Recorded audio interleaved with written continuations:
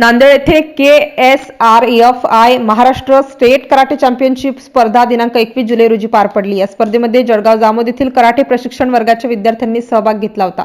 दिल्ली येथील कराटे प्रशिक्षक सतनाम सिंग हॅप्पी सरांनी या स्पर्धेचे नांदेड येथे आयोजन केले होते।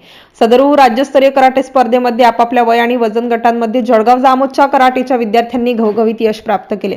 या स्पर्धेमध्ये राघव गोपाल पवारने फाईटमध्ये गोल्ड मेडल, कातामध्ये गोल्ड मेडल, रामकेशव उमाळेने फाईटमध्ये गोल्ड मेडल, कातामध्ये गोल्ड मेडल, कुमारी वैष्णवी अरुण सातवने फाईटमध्ये गोल्ड मेडल, कातामध्ये गोल्ड मेडल, तसेच स्वरित स्वप्नील वावगेने फाईटमध्ये सिल्वर मेडल, कातामध्ये गोल्ड मेडल, सार्थक गजानन उमाळेने फाईटमध्ये गोल्ड मेडल, कातामध्ये सिल्वर मेडल, कुमारी माधुरी गजानन सातवने फाईटमध्ये सिल्वर मेडल, कातामध्ये सिल्वर मेडल, नमन संतोष कात्रेने फाईटमध्ये गोल्ड मेडल, कातामध्ये ब्रॉन्झ मेडल, तीर्थक राजेश पवारने फाईटमध्ये ब्रॉन्झ मेडल, कातामध्ये सिल्वर मेडल, प्रसन्न उमेश येऊन फाईटमध्ये ब्रॉन्झ मेडल, कातामध्ये गोल्ड मेडल आणि देवानंद रामकृष्ण खंडेरावने कातामध्ये सिल्वर मेडल प्राप्त केले।